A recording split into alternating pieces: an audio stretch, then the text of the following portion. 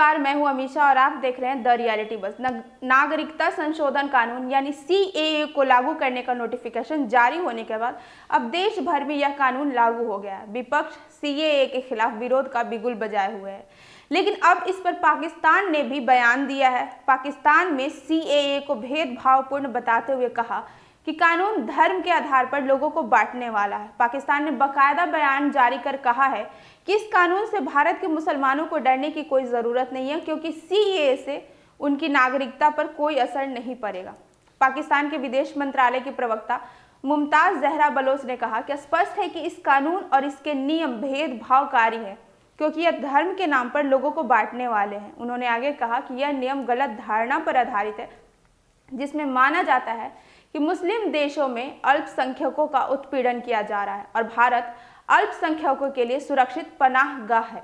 मुमताज ने कहा कि सीएए की आलोचना करते हुए पाकिस्तान के संसद में 16 दिसंबर 2019 को भी एक प्रस्ताव पारित किया गया था, जिसमें सीएए को समानता के अंतर्राष्ट्रीय नियमों के खिलाफ बताया गया था। उन्होंने आगे कहा कि हमारा मानना है कि भारत के भीतर अल्पसंख्यकों को निशाना नहीं बनाया जाएगा और सरकार इस दिशा में कदम उठाएगी।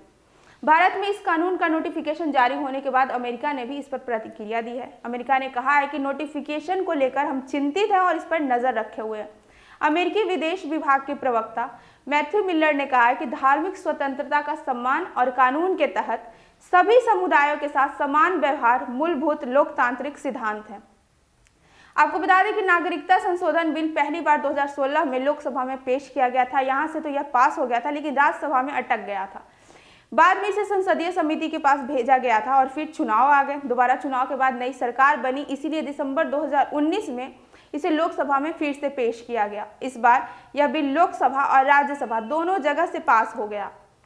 राष्ट्रपति की मंजूरी मिलने के बाद 10 जनवरी 2020 से यह कानून बन गया था। आपको बता दें कि नागरिकता संशोधन बिल के जरिए पाकिस्तान, बांग्लादेश और अफगानिस्तान से आए हिंदू, सिख, बौद्ध, जैन, ईसाई, पारसी धर्म से जुड़े शरणार्थियों को भारतीय नागरिकता दी जाएगी। कानून के मुताबिक जो लोग 31 दिसंबर 2014 से पहले आकर भारत में बस गए थे, उन्हें ही नागरिकता दी जाएगी।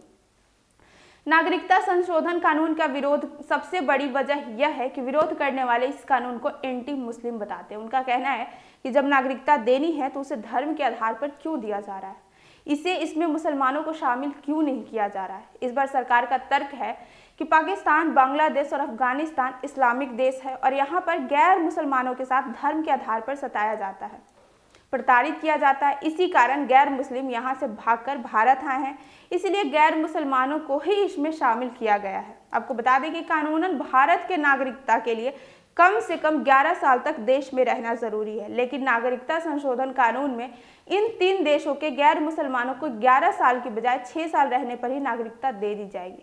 बाकी दूसरे देशों को 11 साल का वक्त भारत में गुजारना होगा, भले ही वह किसी और धर्म के ही क्यों ना हो। अभी के लिए बस इतना ही। ऐसी और जानकारी के लिए बने रहे हमारे साथ। धन्यवाद।